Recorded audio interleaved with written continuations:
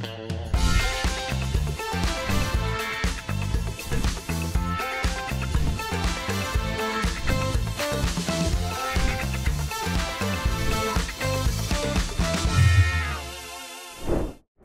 ingin menghubungkan beberapa titik atau beberapa set yang mungkin tidak bisa kita hubungkan menggunakan media fisik, kabel atau wireless, sebagai solusinya atau alternatifnya maka kita bisa menerapkan yang namanya VPN.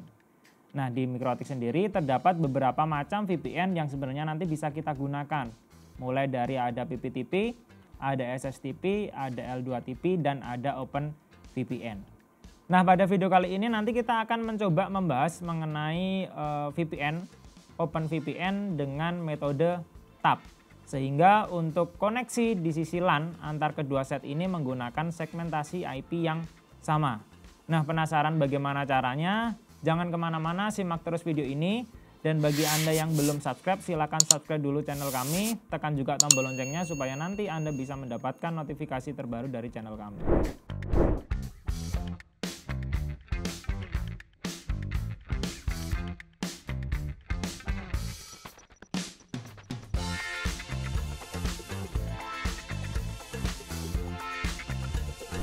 OpenVPN adalah salah satu metode VPN yang bisa kita gunakan di Mikrotik, di mana service VPN ini tentunya bisa digunakan untuk menghubungkan set to set secara aman. Kenapa? Karena dengan menggunakan metode OpenVPN ini kita membutuhkan yang namanya sertifikat. Dan pada umumnya untuk konfigurasi lokalnya nanti biasanya menggunakan metode routing. Namun di video kali ini kita akan coba membahas gimana caranya untuk sisi lokalnya nanti akan menggunakan segmentasi IP yang sama, sehingga di sini nanti kita akan menggunakan OpenVPN dengan mode TAP. Pada jaringan komputer terdapat istilah tune dan tap, di mana fungsi dari tune dan tap ini digunakan untuk tujuan tunneling. Perbedaannya apa? Perbedaannya kalau kita menggunakan mode tune ini nanti kita akan menggunakan metode routing karena dia nanti akan bekerja di layar 3. Sedangkan kalau kita menggunakan metode TAP ini nanti akan bekerja di layar 2, sehingga untuk koneksi antar kliennya atau antar setnya ini nanti bisa kita lakukan bridging.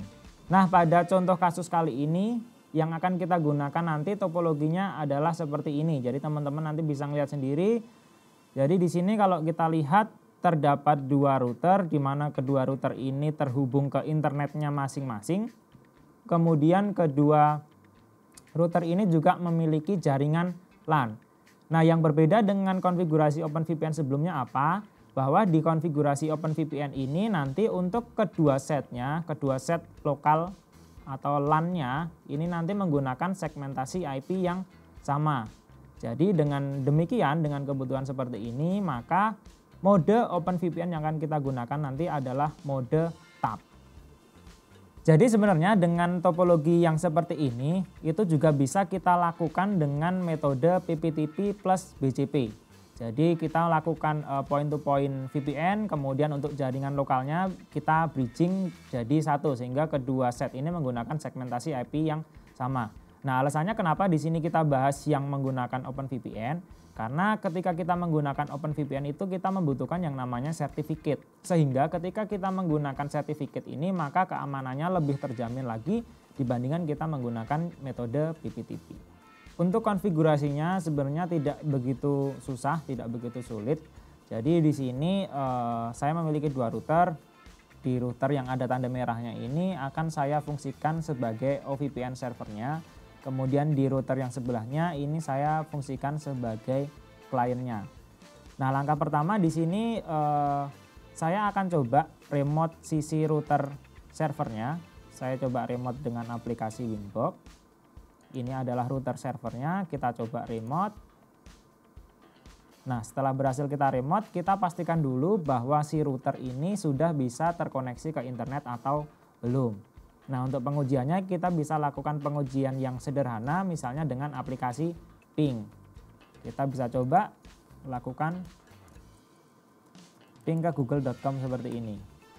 Nah, jika hasilnya reply atau berjalan seperti ini internetnya, maka kita bisa matikan, kemudian kita bisa lakukan konfigurasi selanjutnya.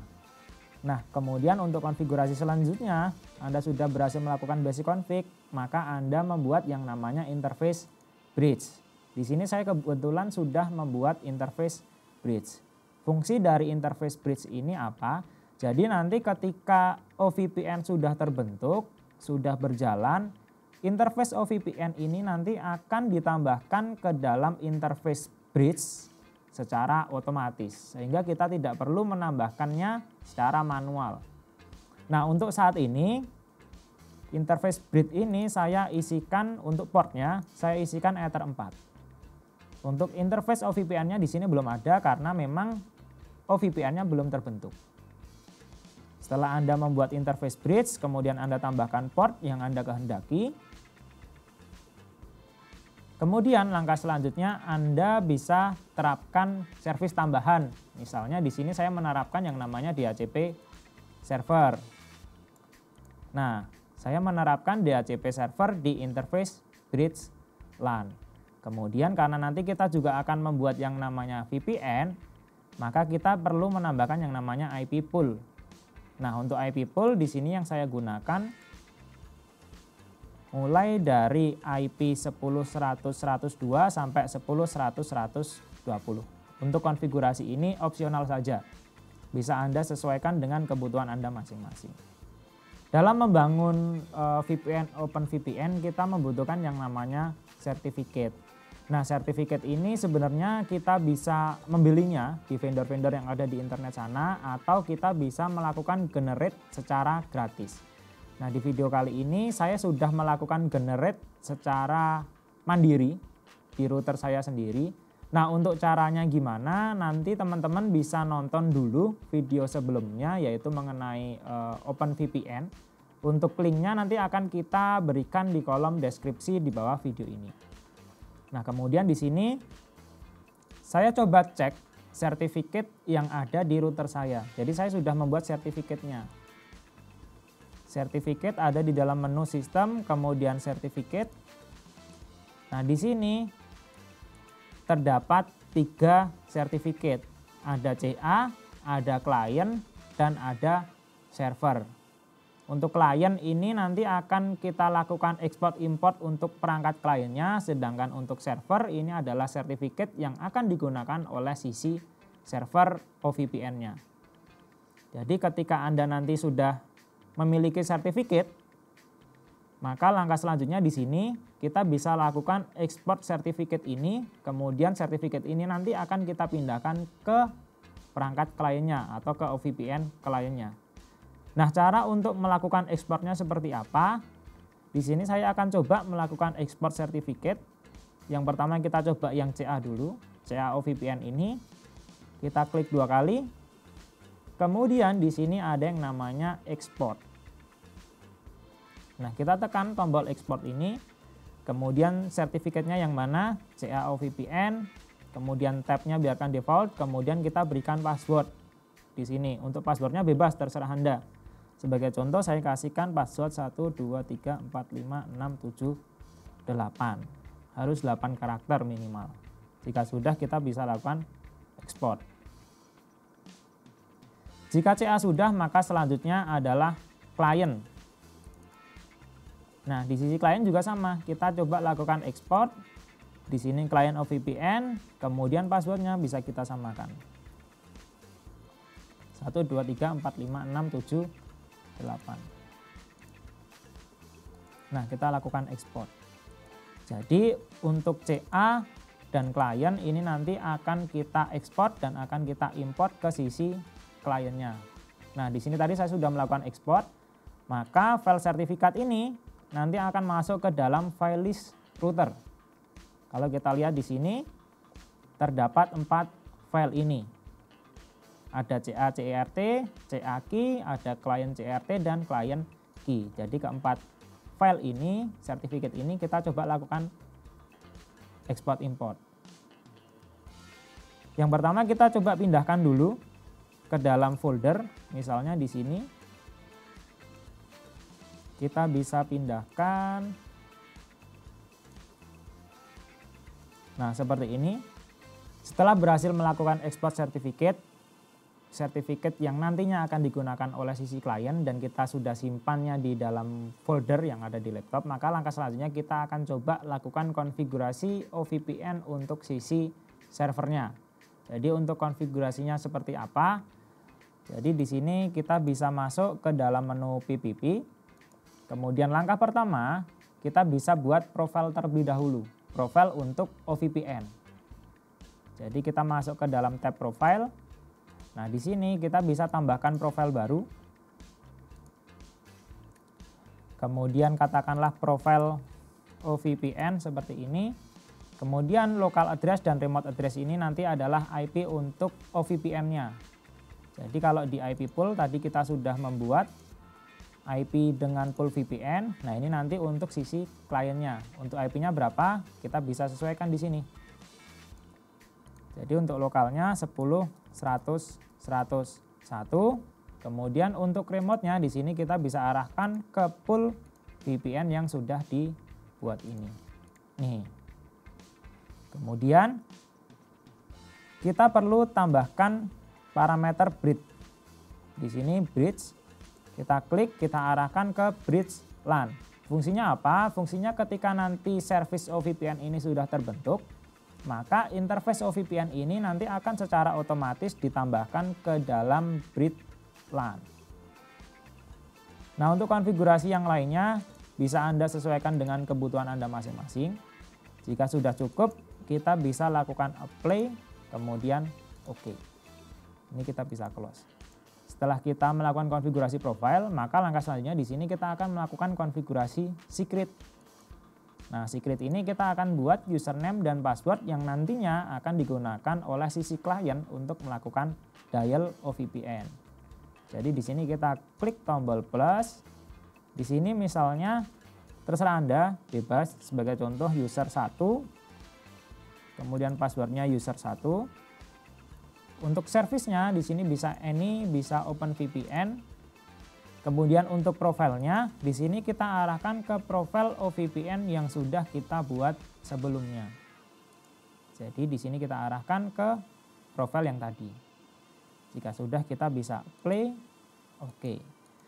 Kemudian langkah selanjutnya di sini kita akan coba aktifkan service OVPN servernya. Untuk mengaktifkannya seperti apa? Kita masuk ke dalam tab interface dulu di sini. Kemudian di sini ada yang namanya OVPN server. Kita coba klik. Nah, untuk mengaktifkannya di sini kita bisa klik tombol enable atau kita bisa checklist di sini. Kemudian untuk modenya defaultnya OVPN di sini menggunakan mode IP atau mode tune.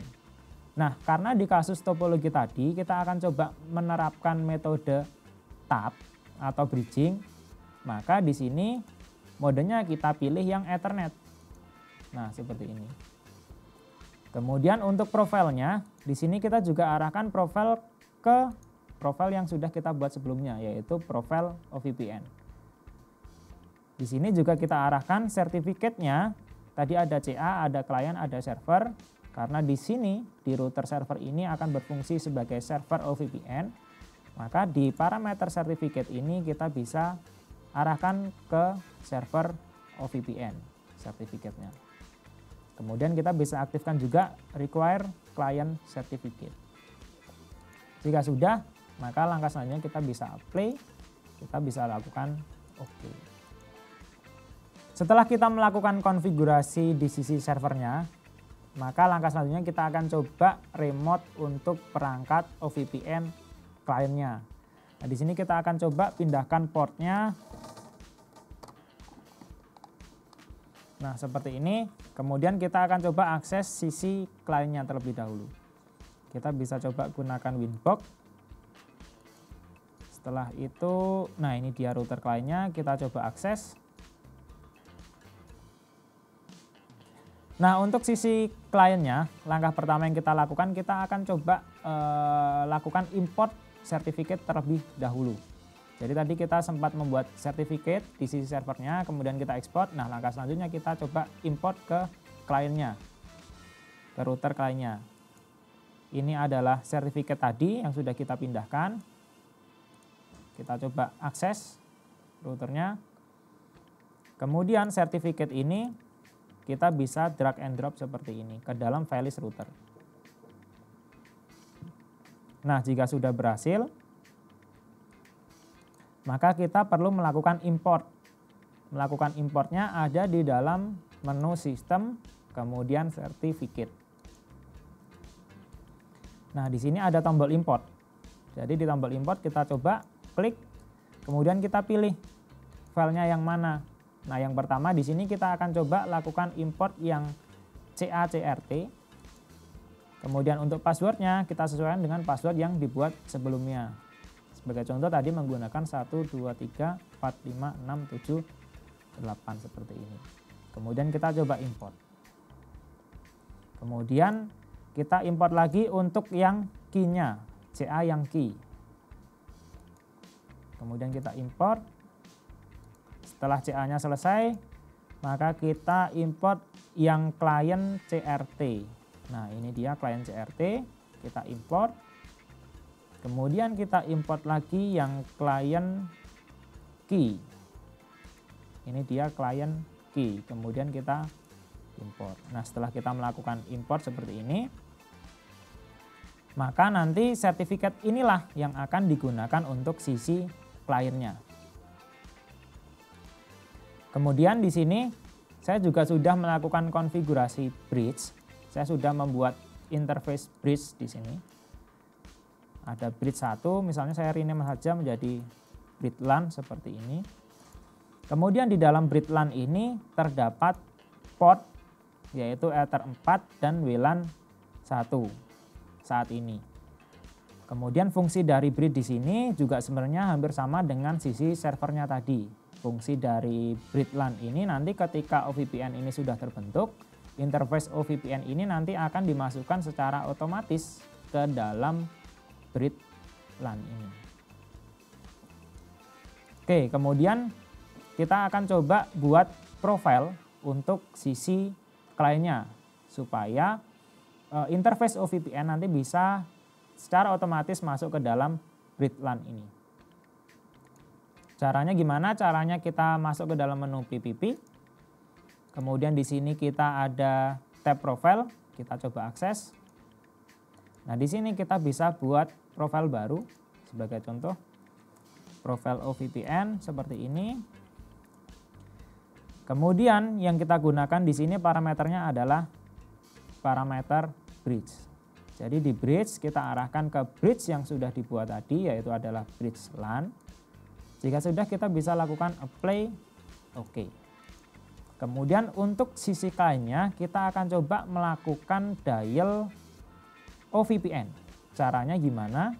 Caranya nanti akan masuk ke dalam menu interface ini. Kemudian di sini kita bisa klik tombol plus. Kemudian kita cari untuk yang OVPN client. Ini kita klik. Kemudian di tab dial out kita sesuaikan connect to, ini adalah IP public di sisi servernya. Jadi IP public di sisi servernya sebagai contoh di sini saya menggunakan alamat IP 192.168.1.2. Kemudian di sini modenya defaultnya adalah IP atau modenya adalah tune defaultnya, kita coba ganti ke mode tab atau ke mode Ethernet. Kemudian username dan password di sini kita arahkan ke username dan password yang ada di router server, yaitu user 1, passwordnya juga sama, user 1. Kemudian untuk profilnya kita arahkan ke profil OVPN yang sebelumnya sudah kita buat. Kemudian di sini juga ada yang namanya parameter sertifikat. Nah, parameter sertifikat ini kita arahkan ke sertifikat klien CRT ini. Jika sudah, kita bisa klik juga yang verify server certificate, kemudian kita bisa coba lakukan dial, apply, oke. Ketika service OVPN ini sudah berjalan, maka di sisi klien di sini akan terdapat flag RS. R ini berarti bahwa service VPN ini sudah berjalan. Dan S ini adalah slave Artinya apa? Artinya interface OVPN ini dia sudah masuk ke dalam interface bridge yang sebelumnya sudah kita buat. Kalau kita coba cek di sini, kita masuk ke dalam menu bridge, kemudian kita masuk ke dalam port. Nah, di sini akan terdapat satu interface baru dengan flag dinamik karena dia ditambahkan secara otomatis. Dan di sini interface-nya adalah interface OVPN. Jadi dengan konfigurasi ini tadi, service VPN sudah bisa berjalan dan interface OVPN-nya sudah bisa ditambahkan secara otomatis ke dalam interface bridge. Nah, sekarang untuk tahap pengujiannya di sini saya sudah menghubungkan klien. Contohnya di sini saya menggunakan handphone. Saya koneksikan klien handphone ini ke perangkat wireless sisi klien. Jadi saya konekkan ke OVPN kliennya. Nah, sekarang saya akan coba remote untuk sisi servernya terlebih dahulu karena tadi kita sudah melakukan pengecekan di sisi kliennya. Mulai dari interface OVPN-nya yang sudah running dan juga interface OVPN-nya yang sudah masuk ke dalam menu bridge atau masuk ke dalam interface bridge. Nah, di sini sekarang saya pindahkan lagi.